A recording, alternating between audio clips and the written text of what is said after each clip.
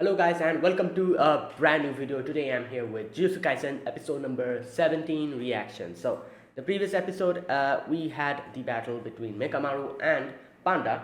So what happened is we got to know more about Mekamaru. He is actually like controlling a puppet and like in because the result of his huge power from his birth he has he doesn't have his feeling from the lower portion of his body.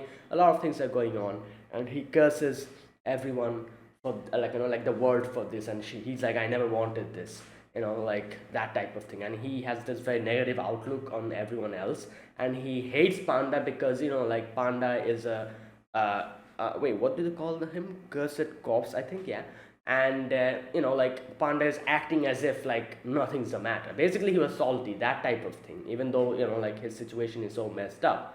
Still, like he cursed everyone, like the outside world, because of that.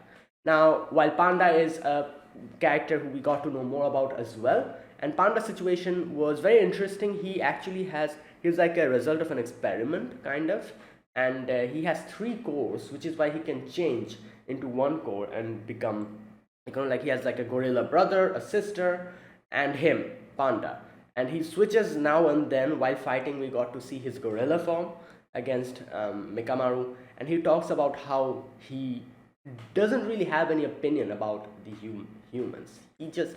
He's fine with them, which obviously Mekamaru doesn't share the same sentiment with. And Panda was surprised because Panda was like, I thought I could actually sympathize with you, but I cannot, because you don't really, we are not really the same. But in the end, after defeating him, Panda tells him that even if like this your situation is bad, that doesn't mean that like you like hate everyone else. Like try to see the positive part of the things. I'm going to visit you from here onwards. So yeah, and they've kind of become friends. So that was nice. And let's see what happens today. I'm guessing we're going to get the fight between Maki and well, I forgot her name, the blue-haired girl, or maybe Nobara versus that yellow-haired Nishimiya. I think that was her name, or something like that. Momo, I think that was her name. Either of them, I'm guessing we're going to see the battle. So let's see. Let's get started. Episode number 17. I'll be putting the subtitles on the timer here. Sync it whichever is your preference. And let's begin. Right, here's the countdown. 3, 2, 1, go.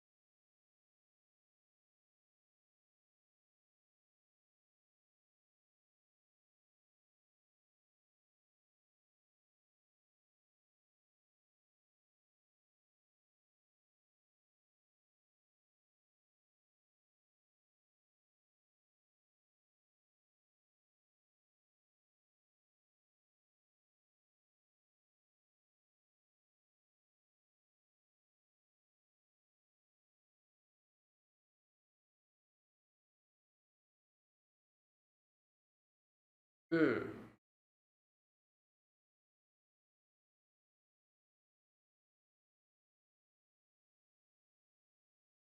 Oh, is this a backstory?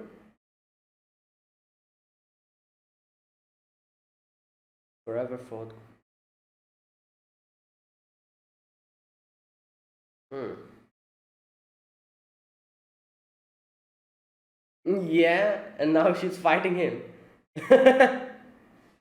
Well, damn. I said this in the previous episode as well. She reminds me a lot of Yuji. Like Yuji, as he cannot use his power, however, he's so strong. Maki is also like that. Like her proficiency with her weapons is Yo. Damn. Oh my god, he just kicks her into the water? Good god. Whoa. Well, it is a disadvantage. She's using a katana while she's using a naginata. Simple domain. Oh, interesting. Wait, this this kind of reminds me of an attack from another anime. Which is it? Ah, I see.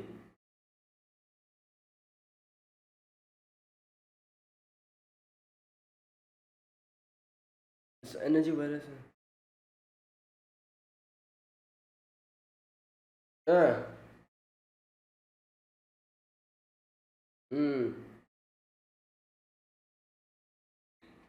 Knock away my okay. Whoa! Wait, what? She's gonna do. She just throws it. Okay. Whoa! Okay. Damn. All right. This is.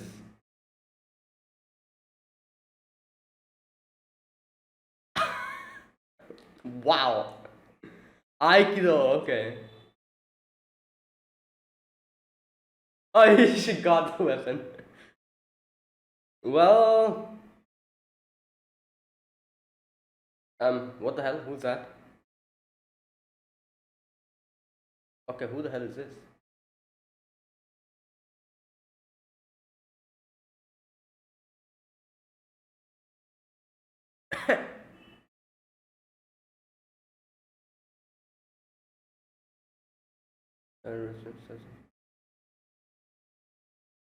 Mice.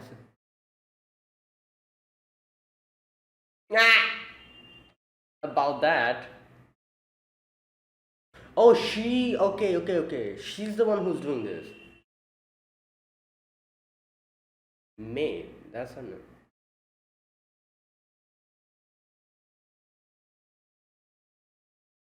Yeah.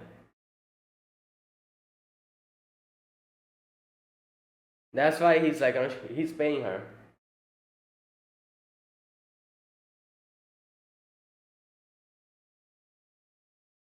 Okay. Oh, that's why it's burning. Okay.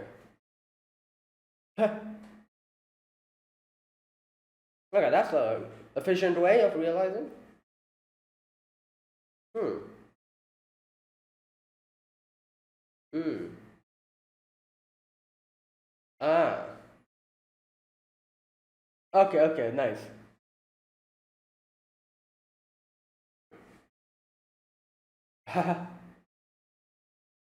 Okay, so nice.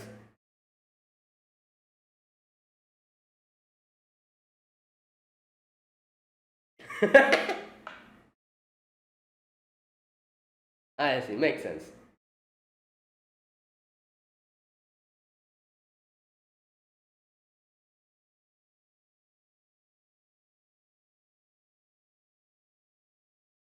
Oh, damn. She has some moves.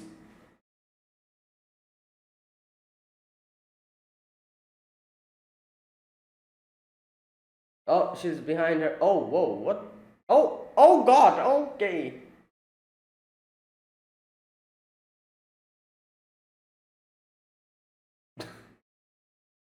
Oh boy. No. You think?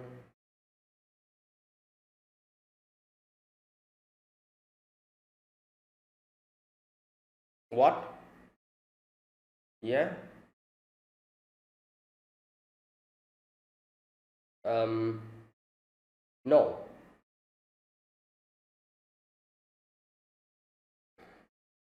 I see. Perfection. Yeah. So whatever she does is okay. Is that what you're trying to say? Like, since she has a tough past, I don't think that's how it works. You know. Well, she did fight. Nobara's power is actually kind of nuts. Like her whole voodoo thing that she does.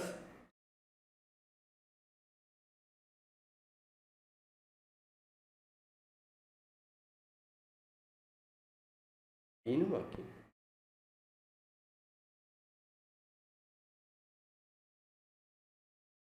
You have to protect your brand.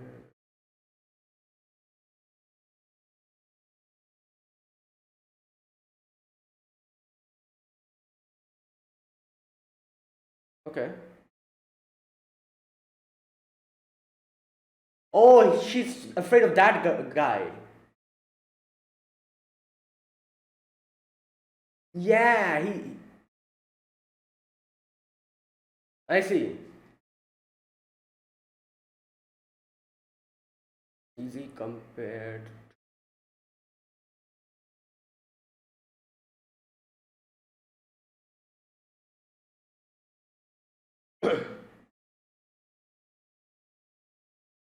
Yeah, the same time.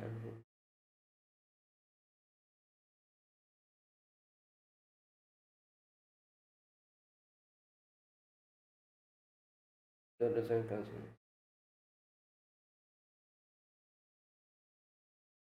Hmm.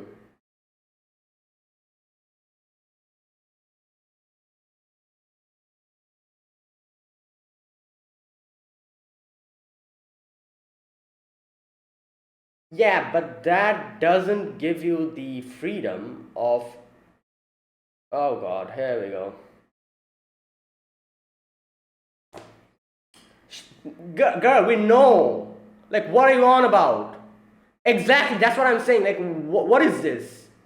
Like, exactly. Like, is that your logic? Like, one of the most stupidest, like like reasonings I've ever heard.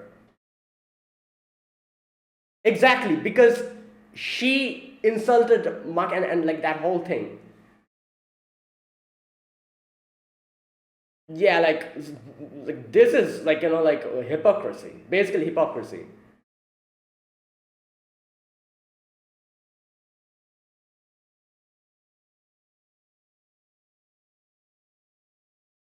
Okay. Damn. That's why. Like I'll talk about this. This is one thing in anime that is just so prevalent as to people talking about this like um sad backstory and making it an excuse for doing whatever the hell they want to. Okay, she got one of the. Yeah, now she can use it on the voodoo doll. Yeah, she'll destroy the broom. Yeah, exactly.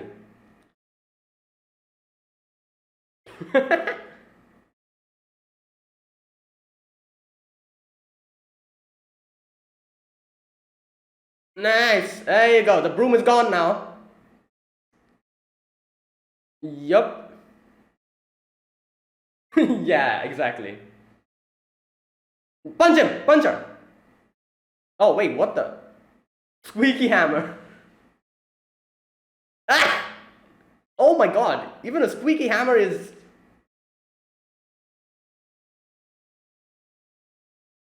Oh! Oh no, this is mine, isn't it? Yeah. It's mine.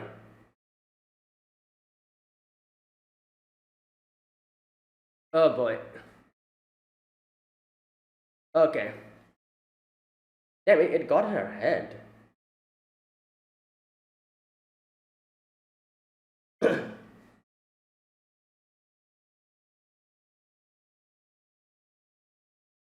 Yeah, okay. Ultimate cannon? Oh, okay, okay, okay.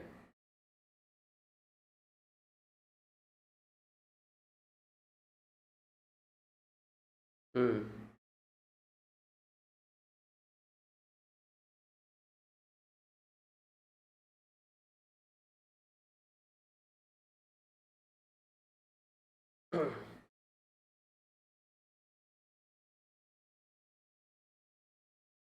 Oh, Maki's here.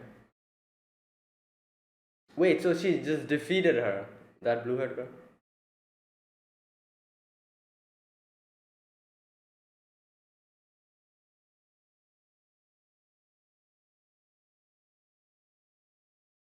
I feel like Maki is way stronger than her. I don't believe Mike can actually.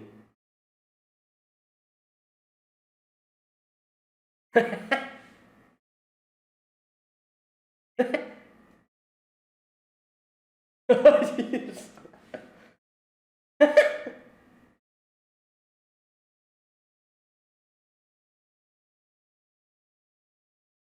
Exactly. That is why.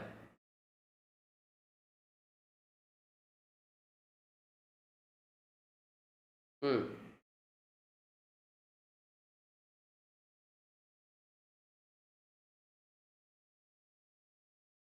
Yeah, yeah. They were talking about that.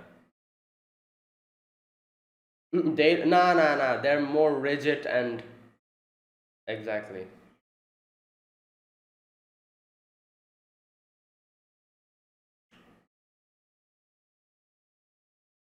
Yeah, I see.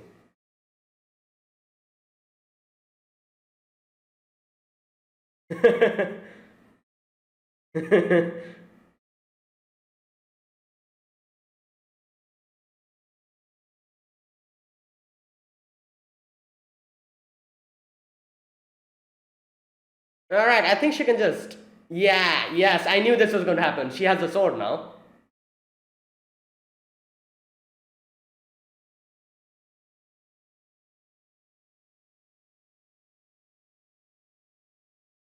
No, damn. Yeah, like, oh, damn. Oh.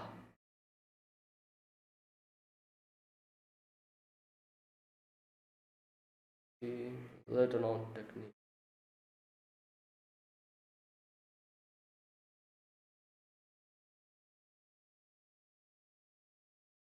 What the?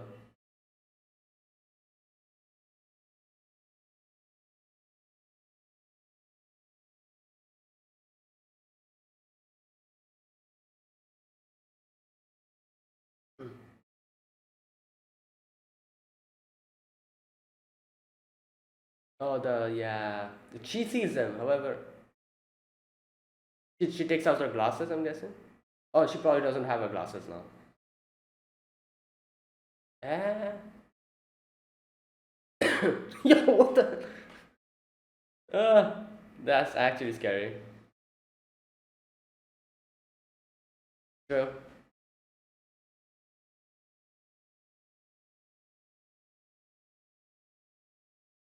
And she probably, like, what can I say? This is like a weird type of a situation. Wait, this voice.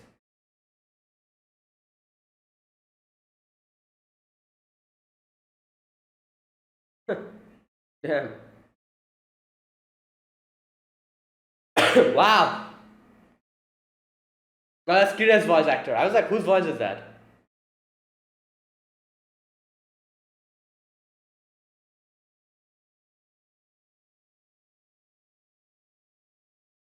Oh boy.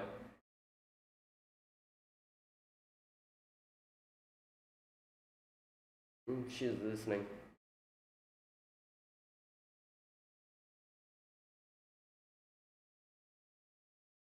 And yeah, she left, and that's why she kind of, I guess you could say it's like a grudge, you could say. Like, she's like, oh, you just left me there all alone.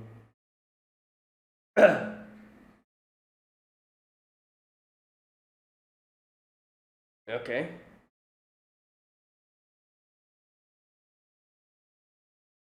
Whoa.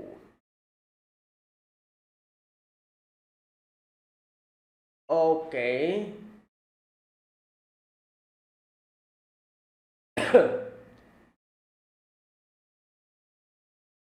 Oh, okay.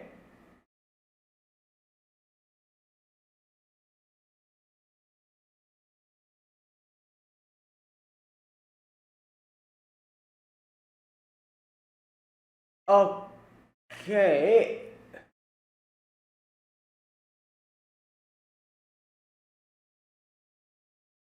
Okay, there's another one. Oh, she used her. Okay.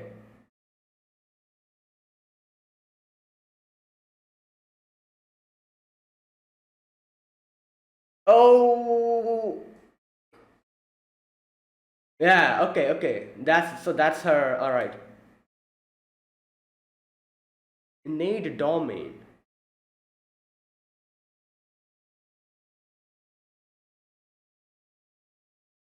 Oh. Okay. Yeah. Like it's you're like literally making something from nothing.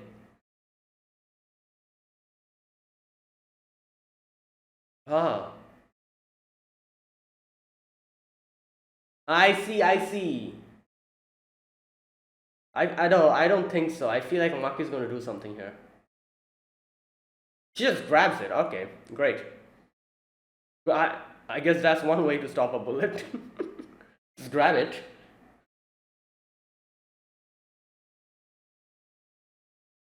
And she's not even hurt. It just she's gonna throw the gun at her. Oh boy. Mm. Should have been born with a curse. Mm. Mm.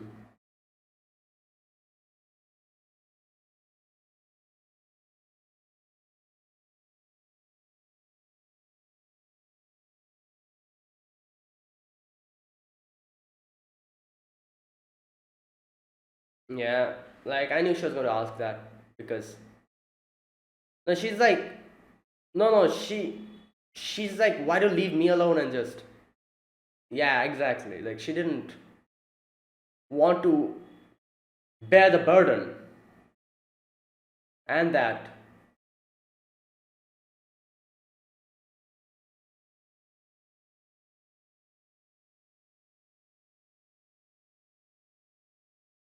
Yeah, that's not her. She won't be able to accept that. Stay at the bottom.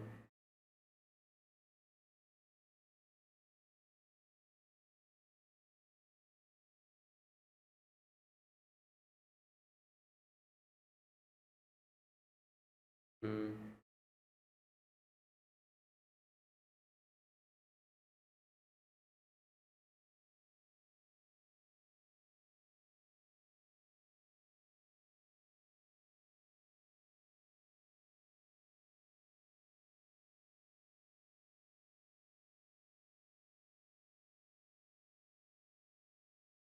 Mm. And then she left.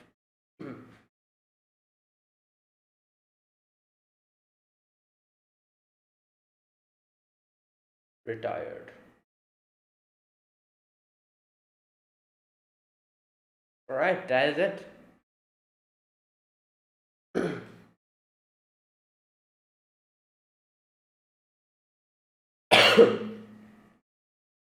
Like I feel like this is the thing that what's his name? Gojo's trying to change. The as he said, like you people who are on the top, you like stubborn old men, you know, like I'm gonna change this world, like like this jujutsu world, like in a way that like is more like accepting of others, like they have their rigid staunch belief of, oh, this is how it should go, otherwise like it shouldn't be allowed, that type of thing.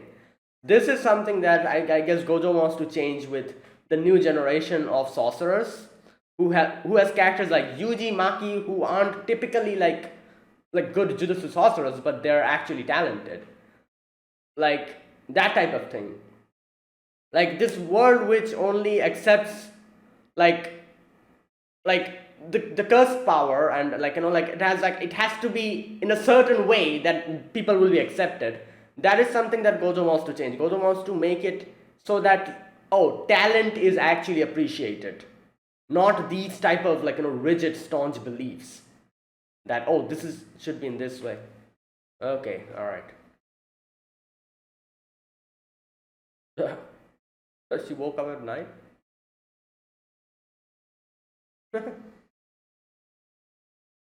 Edamame. Oh my god, they're eating. Ah, well, if there's still some left, you can eat it, you know. There's still some left. Or wait, are those like? Oh, those, those are all, those are all the like empty ones.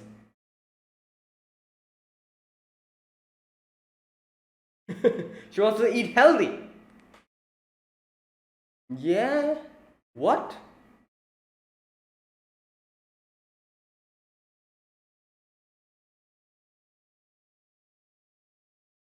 Milk?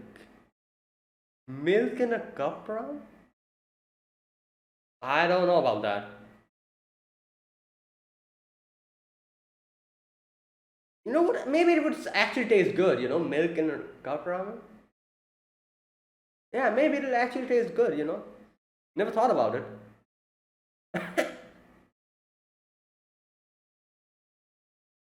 Or is it expired or something? Okay. True. Okay, that's it. Alright, this was a very good episode. Again, episode about Maki and Mai. And before that, a little bit about that blue haired girl. I always forget her name. So yeah, so okay. From this episode, obviously it was established how strong Maki is. Obviously, the higher ups didn't accept it because she can't see like techniques, cursor techniques or curses. So that is why they all just rejected her. And now the situation is that she's so strong that because of their rigid beliefs, they can't even take her in back in now. And I doubt Maki's going to go back. You know, the place that treated her like that is obviously she'll not go back there. And that is the whole situation here. So at the beginning we get to see a little bit of a what do you call it? A little bit of a back.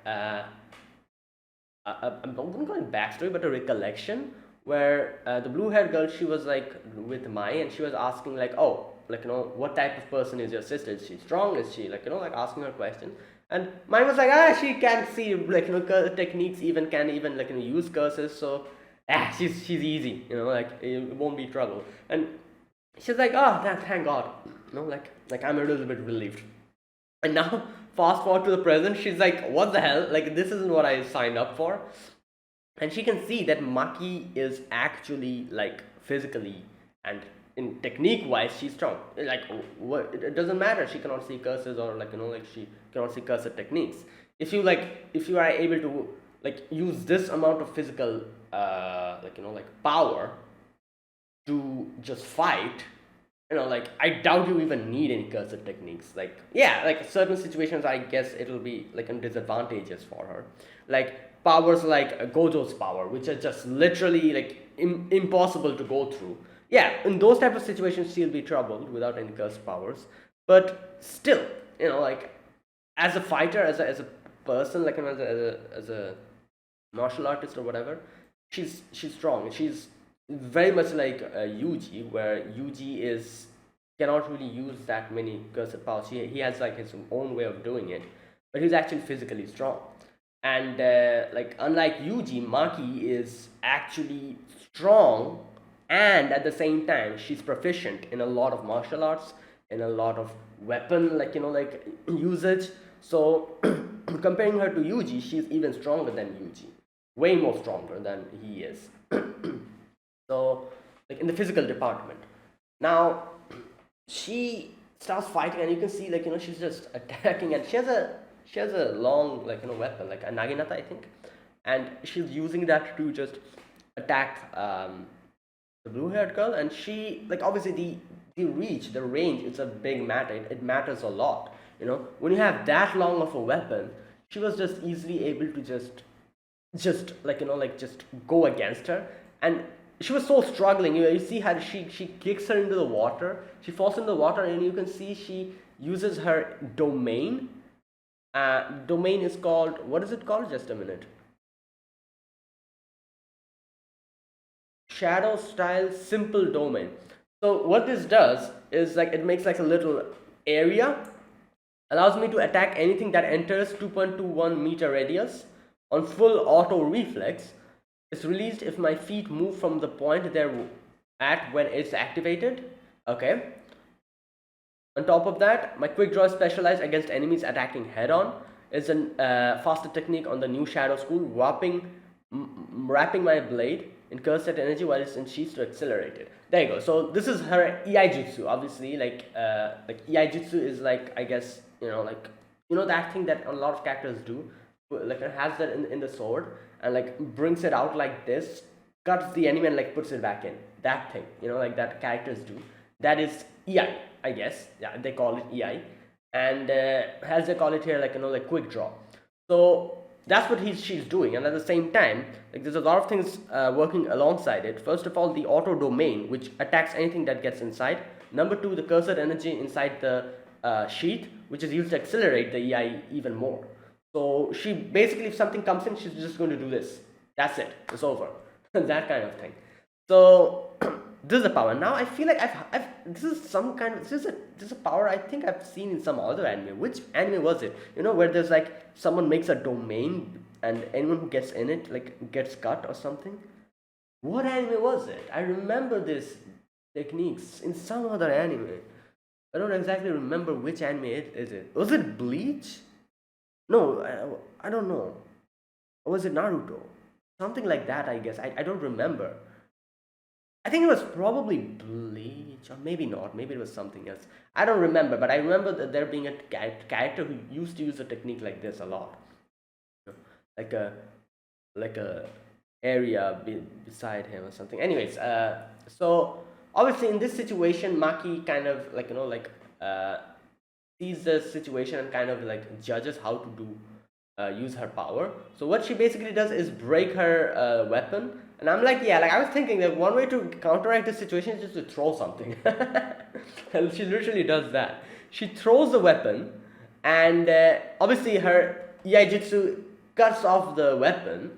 However, there was a decoy, within it was a kunai, and using it as a blind spot, she was also moving towards her. So she cuts off the kunai, then Maki comes in, attacks her using her weapon, and she moved, so she cannot use her technique again.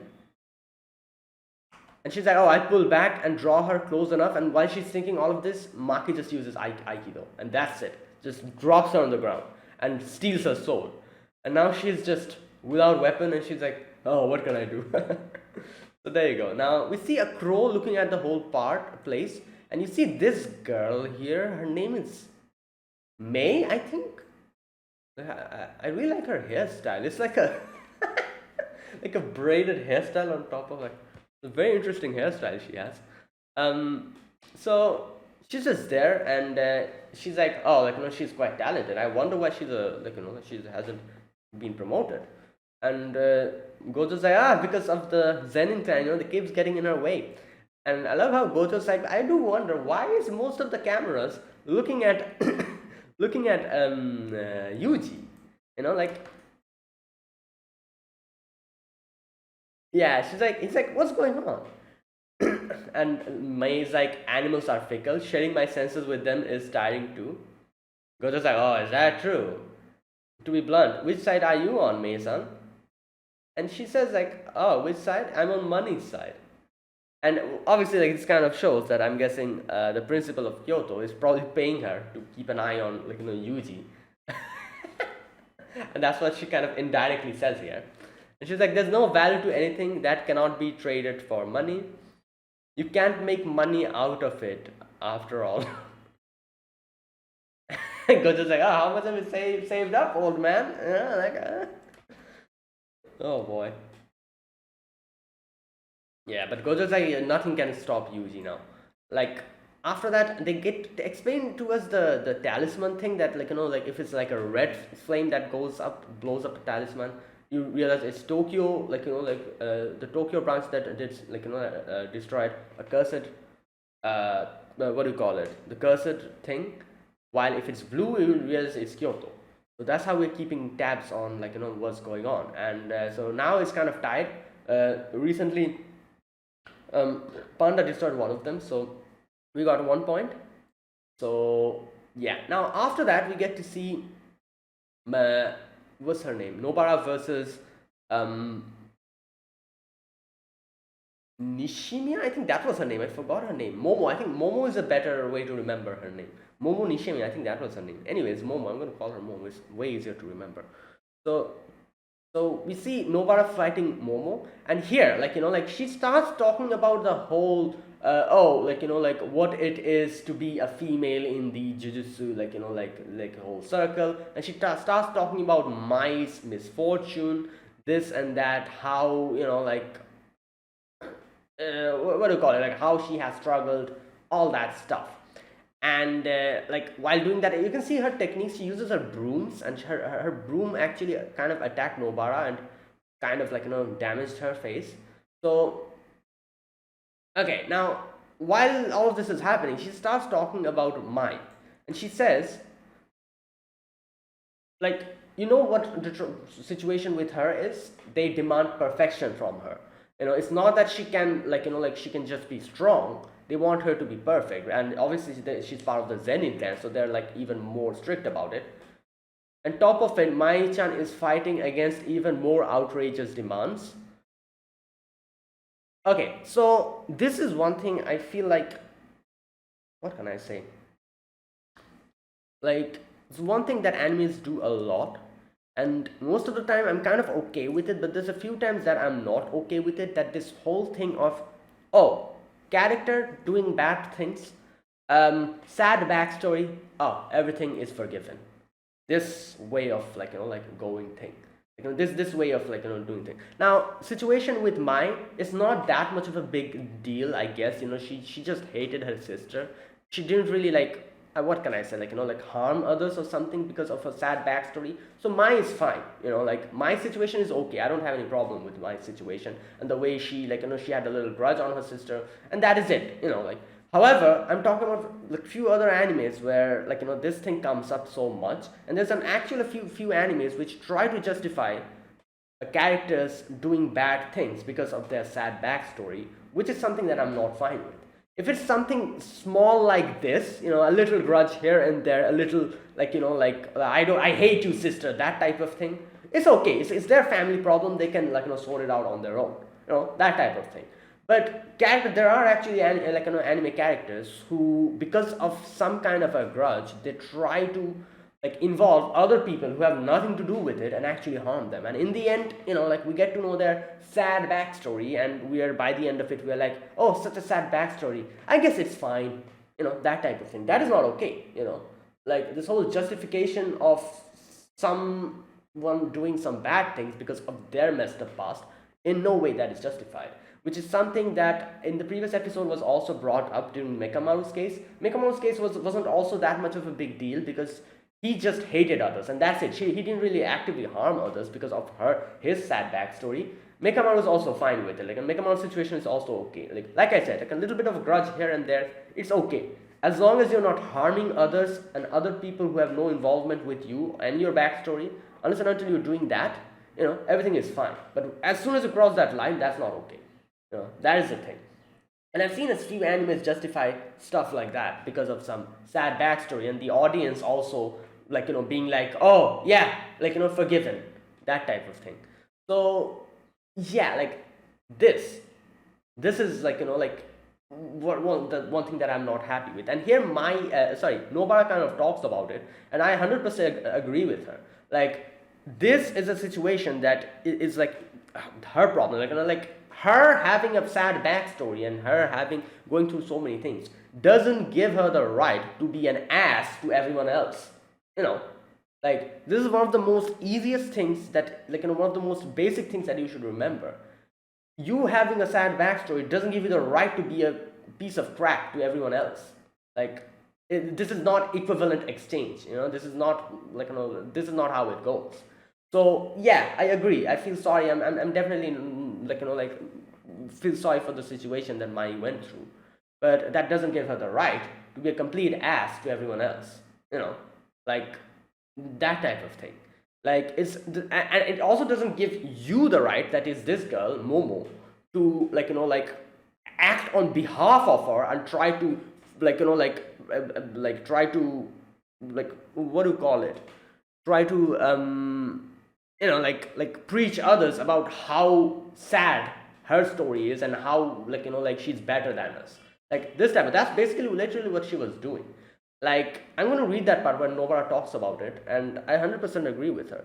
So this situation, like, Momo keeps talking about her situation, and what she went through, this and that, what Clan was from her, and all of that stuff. Like, I can understand. She is a good friend of mine. Obviously, that is why she's getting angry on behalf of her. But like I said, like, whatever backstory you have doesn't give you the right to, like, like, be an ass to other people who have no involvement with you. You be an ass with the people who did this to you, it's fine. The clan head, the Zenin clan head, who was the reason why, like, you are in this situation, be an ass to that person. Like, act like this to that person, it's fine, it's perfectly fine. Like, it's like you're giving them back what they deserve, that's what you're doing. But to people who have no involvement with any of you, you're doing that, nah, that's not fine. And that is also, I kind of believe that if she directed her hate towards Maki, it's fine. Like, it is fine, because they're both are sisters. They have to actually come to a conversation, like, like an actual what do you call it, like an actual like discussion by the end of it. If she was only an ass to Maki, because of her grudge, I guess I could kind of accept it, because, like, the situation is, like, actually involving both of them. So, like, if Maki, if her grudge towards Maki was the only person he directed it towards, it's fine. But not only was she doing that, but she was also involving other people in it. Like, like, acting like this towards Nobara and everyone else as well, towards the whole world.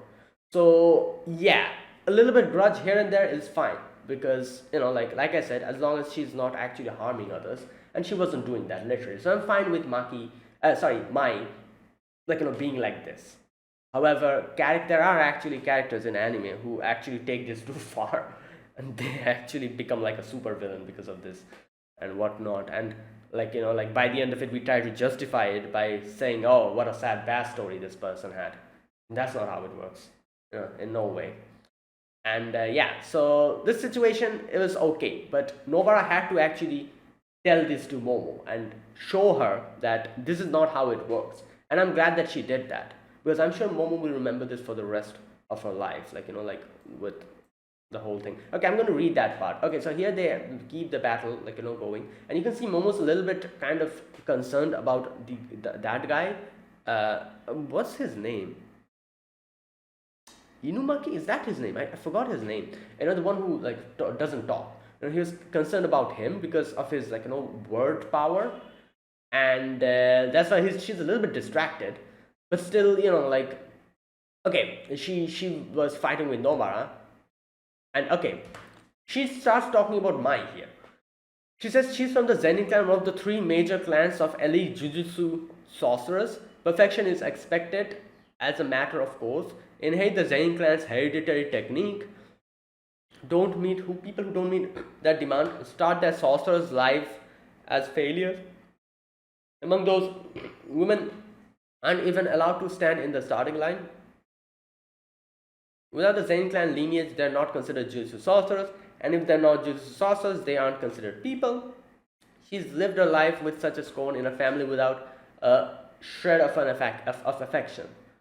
Can you imagine how much Mai, Chan, and others suffered just to obtain what we enjoy as a matter of course? Yeah, like, obviously, like, we can understand that, but so what? Like, what can we do about this?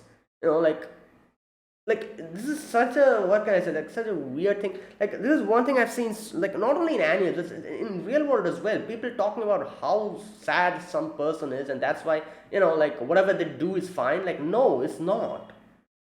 Like, it doesn't justify, like, if you do something wrong, that is wrong, whatever type of backstory you have. That doesn't also mean, like, and this is also another thing that happens, like, people who have, like, some very easy life, they get scorned by people who have had a sad life and a, like, sad backstory, and they're scorned by them. They're like, oh, like, look at you have gone through nothing, you're a pampered person, while look at me, while I've gone through all of this, I'm the better person. That type of thing. That is also not fine, which also Nobara talks about here. Okay, so she says, why don't you try thinking over with that brain of yours that confuses curses for friends? There you go. And now nobody gets pissed off. No one's like, what the hell are you yammering about? Like, you are just like, like acting as if this is a justified reason to whatever to attack Yuji because he's a curse. Like what? And she's like, shut up. You think, there you go, this word. I feel like this word should be made into a plaque and like freaking like hung somewhere, especially for anime characters. You think misfortune is a free pass to do anything. This is the quote. Um, what then? You satisfied with those who are blessed getting trash talked? There you go. Another very important thing we should remember. You're satisfied with people getting trash talked who are blessed behind their backs. That's how Saori-chan. Yeah, that's what happened. Like she got just like she knows Nobara has gone through this, and that's exactly what happened to her. I can't stand her regardless of her upbringing. There you go. And I love Maki-san who endured the same upbringing. Have you all ever bothered to think about what kind of person the idiot you're trying to curse is? Yeah. What makes us obligated to meet such perfection or such absurd demands? Is her entire life just a job? Okay, so she uses her hairpin technique. Okay, so there you go. Yeah, I 100% agree with Nobara here. Like, like yeah, like I understand. Like you went through bad situation, but no, that doesn't make everything right. Like whatever you do is right. That doesn't make it. Like this is like a very, what can I say, like constricted way of looking at the world. Like I'm guessing she probably, like obviously this is what Momo's doing this because she probably really appreciates Mai as a friend and she's very close to her. And I can understand getting angry on behalf of your friend, but what that person that is Mai is doing here is like, yeah, like it doesn't like having a where's that part where she says having a okay, having a okay, where's that part? Having there you go. Misfortune is a free pass to do anything. That exactly. That's not how it should go. And that's exactly why people, like he says, like yeah, people who have been blessed, are you fine with them getting trash talked behind their backs and them getting bullied? So yeah, that's the thing. Like just like it's a very weird way of like doing that. And I can't really blame Momo. Like I said, she's just concerned for her friend, and she's just angry for what has happened to her friend. And this is the thing, like you usually look at one part of the story and try to act like base a judgment on that whole thing without trying to think or even realize that there must be another story on the other side of the coin as well. Like not only here but every place, like people just love jumping on a, like like what do you call it, a bandwagon. Like you see this so much in social media. Like something happens and people just go crazy without even thinking about, like, wait, so is this credible enough? Is there another part of the story? No, people don't really believe that. They just love jumping on a, like a bandwagon with the whole mob mentality. And yeah, that is basically people. Like people just love doing this, like without even knowing if a situation, like without seeing both sides of the story, they just love choosing sides. And this is one thing that is just so messed up about humanity in itself. Like just yeah, okay. Now Nobara uses her the technique, that the nail technique. That's why she was like like pinning the nails everywhere. And you can see that Momo was like, oh no, you still won't be able to get me. But no, Nobara, what she does is just jumps on top of the nails, grabs on the strings from her broom, and uses her straw technique to attack. Yeah, to attack it, and the broom falls down. And Nobara says, yeah, I don't give a damn about men this and women that. You can keep that crap to yourselves. I love myself when I'm pretty and dressed up. I love myself when I'm being strong. I am Kumisaki Nobara. Okay, there you go. And yeah, Momo falls down. And obviously, without her broom, she really isn't physically strong, I guess. Like, unlike Nobara. Nobara just goes in, and Nobara's like, if I actually hit him with my hammer, she'll die. So I'm going to use my squeaky hammer. And she uses a squeaky hammer to, attack her. And she easily would have defeated her if not for Mai interfering and catching her off guard. Like, it was just like came from out of the blue, that rubber bullet that it got her, and she like just got caught off guard, and that's how Nobara gets defeated. And here Momo kind of talks to Mai, and like Momo's going to say something, and Mai's like, it's fine, I understand, like, no, don't worry. And yeah, then Maki comes in. So then Maki kind of provokes her, and she's like, oh, I'm fine with two versus one, you can bring your friends here. And I actually feel she can handle them, because Maki is too strong. And so both of the sisters face against each other. Now later on we get to see a little flashback of Nobara talking to Yuji about asking him what type of person Maki is, and Yuji's like, oh, she's fine. And Nobara's like, what the hell are you talking about? I'm talking about her sorcerer, her power. And he's like, oh, okay. Then he says like, yeah, she's a, what is that part? She's strong. It's her balance. I can see her center of gravity. Obviously Yuji is used to all of this. So he's like, I can see that. I can see how, strong she is. By the way she, handles herself, I can see how strong she is. So, yeah, I know she is very strong. And Nobara says, okay, where's that? Talks about how she's still, stuck here because the Zenin clan won't really promote her and let her go, go forward. And Panda tells them that, yeah, but if this, if this here, we get to do something and win this match, maybe something will happen. Maybe they'll stop bothering her. And yeah, this Maki was thinking about that and smiling. So now the battle begins. Now we get a backstory of Maki and Mai, and we used to see how obviously people used to talk bad behind Maki's in Maki's behind, and really just kind of made bad comments about her, talking about how she's not worth it, this and that, so which Mai used to hear, and Mai always was afraid of the curses what she used to see.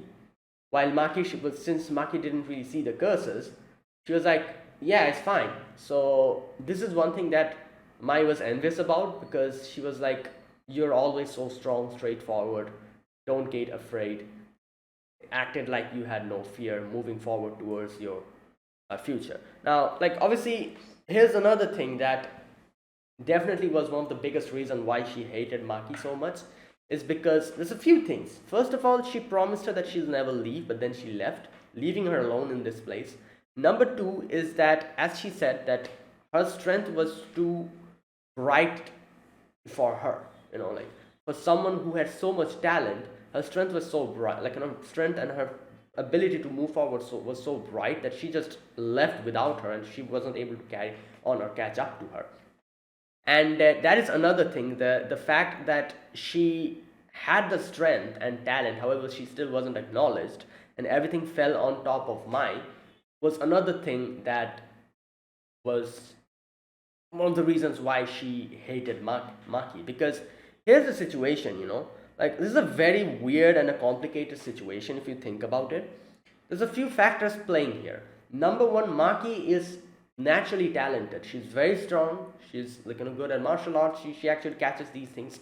However, she doesn't have cursed techniques. That is why the higher ups don't accept her. They ostracized her, and Maki left. So this is the first thing at play here, that she's talented, way more talented than her. Number two, the second thing at play here is that even though she's talented, the fact that she was not acknowledged and everything failed on Mai after she left is another one of the reasons. Another thing at play here is that Mai knows that Maki is so much more stronger than her, but she, she's not here. She's not here helping her carry the burden. And she's just went off alone, leaving her alone. and she it's a very complicated situation. Like, she knows that she has to perform better than this person who is her sister, who's so much more talented than her. So all the pressure falls on her. Like, the clan probably pressurizes her, talking about, like, oh, look at how Maki is performing, why are you not able to do that? But she is not that talented. She knows that. She knows that Maki is someone who's so much more better than her in these type of, like, situations. So knowing that, she is being stressed and she's being burdened by all of these, expectations, and like the fact that she has to, she's the only one who has to bear that, and like try to go, what can I say, let's try to surpass her sister. Like, I don't know how to explain it, but like I said, it's a very weird type of situation where she's the one who's bearing all the burden, but at the same time she is being compared with her sister, who, by those people who were the ones who banished her sister. Like, I guess her sister herself left, but still they were the ones who actually kind of ostracized her.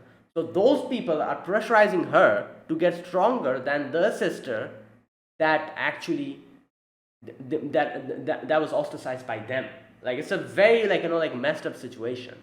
Like what the hell are you on about? You're telling me to get stronger than her while you were the guys who actually ostracized her and made her leave this place? Like, what is this? This is a joke. Like, that type of thing.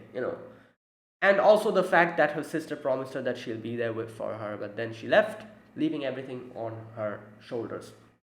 And she despises her sister because of that. And yeah, and that is why, it's not like really despise. She obviously, she is very, what do you call it, proud of her sister. She looks up to her sister. She loves her sister as well, but still there's a, on top of all of that, there's a negative, a negative feeling of, you left me here alone to fend for myself, and you just went on your own way. And all these people are now just piling expectations upon expectations on me to defeat you who are so much better than me in talent, and I know that.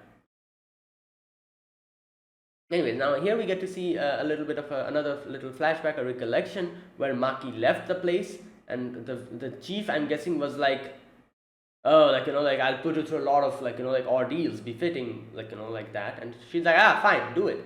But then he's like, oh, I'm also going to put mine through all of that. So Maki was like, don't involve her in any of this nonsense, and she left.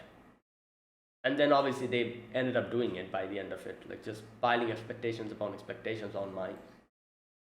And yeah, and you can see that she is fighting Maki, and Maki is using her sword, her katana, so she can easily slice up the bullets. However, Mike comes up with an idea what to do, how to defeat her. Is that bluff her way. That is, she shoots 6 bullets. Maki calculates that, and she was going to come and attack her after the 6th bullet is shot. Won't let her reload, but that was the bluff. That was the trick. That was the bait. Mai uses her cursed technique to make a bullet from nothing. Like, what do they call it? Just a minute.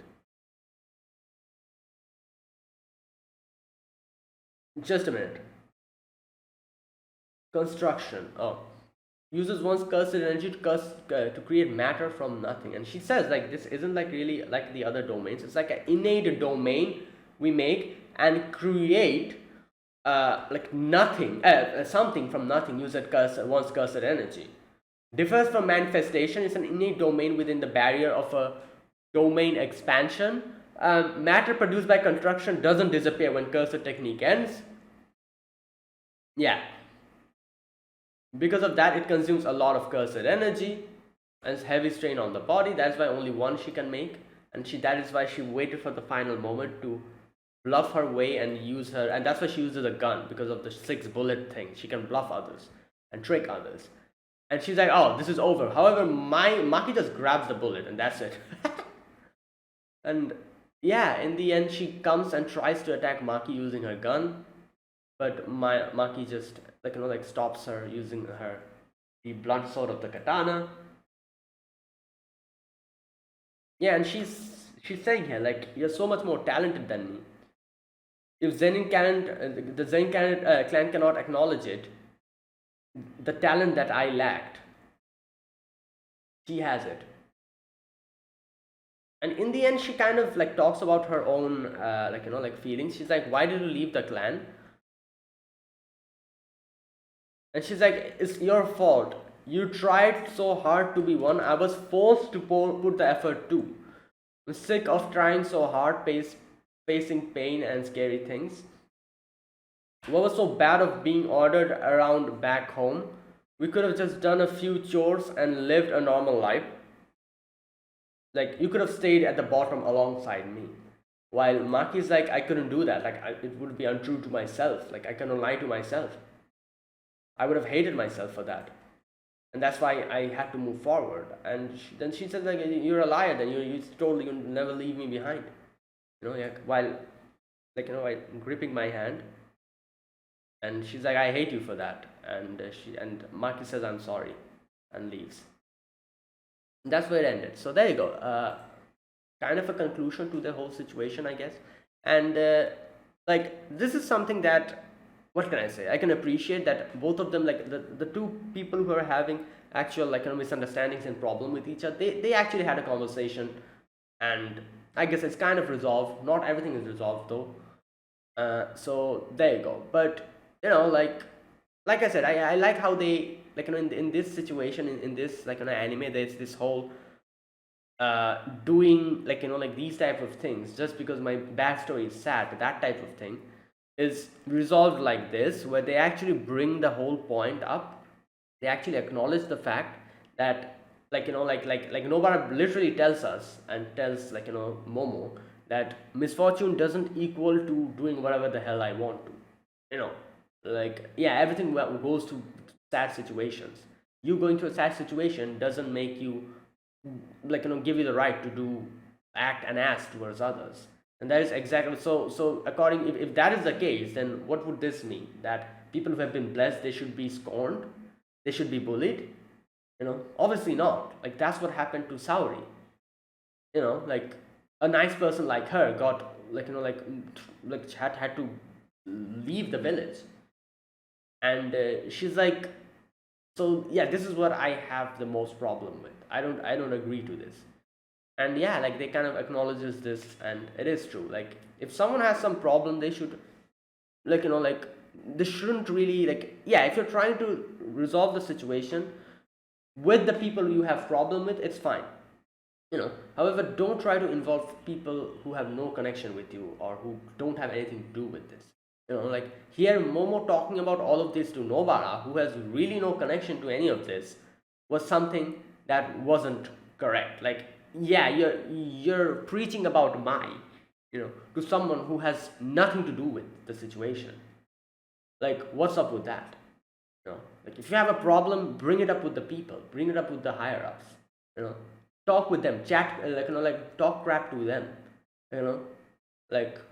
Be an ass towards them, not people who have nothing to do with it. That's wrong. That type of thing. So yeah, there you go. That is how this ended. And like I said, I'm glad that they talked. In the end, Maki and Mai, and maybe I'll hope that in the future they'll have a better relationship than this. I'm sure it'll little by little change, and they'll become better. I guess you could say better. I was going to say better friends, but I guess both of them are siblings. So I guess yeah, siblings can be friends. So yeah, they become more comfortable with each other, that type of thing. Yeah, but either way, this episode also kind of showed how strong Maki is. She just literally defeated two Jujutsu sorcerers without even doing anything. She didn't even break a sweat. She just grabbed the bullet like this.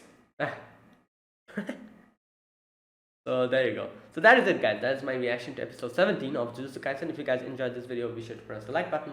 and subscribe if you're new to the channel or you haven't subscribed. Comment down below anything you want to say, anything you want to let me know. I'll check them out. And that's it. Thanks for watching. I'll see you guys next week with another episode of Jujutsu Kaisen. Until then, goodbye and have a nice day.